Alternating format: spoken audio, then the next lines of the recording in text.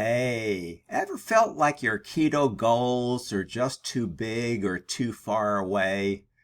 Maybe you said, I want to lose 50 pounds or I want to be 100% keto starting Monday. But then life hits and that goal feels impossible. What if the real secret to keto success isn't doing more, but doing less, more intentionally? Today, I'm sharing how breaking your big keto goals into small, simple, micro goals can keep you on track, even when motivation fades. Point number 1, micro goals equal instant wins. We love quick wins. Micro goals are like built-in checkpoints on your keto journey.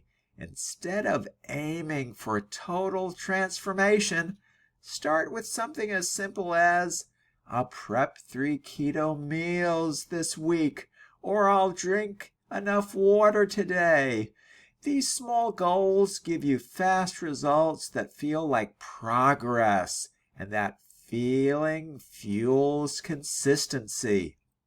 Every check mark, every success, no matter how small, builds momentum and confidence.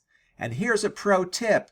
Pick goals that are easy to accomplish, where you can't say no. Point number 2, focus on behavior, not just outcomes. We often make the mistake of setting goals based on results like weight or inches. But micro goals shift your focus to actions, like tracking your meals for 5 days or trying one new keto recipe this week. Other examples of micro goals are like skipping sugar for 1 day or replacing soda with sparkling water. Go for a 15-minute walk after dinner is another micro goal. Very discreet, very easy to accomplish, very easy to measure.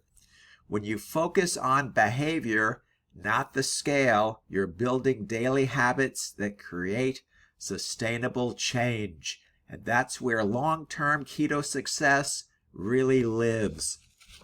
Point number 3. Micro goals reduce overwhelm and burnout. One big reason people quit keto, you ask? You try to do everything at once, get overwhelmed, and give up.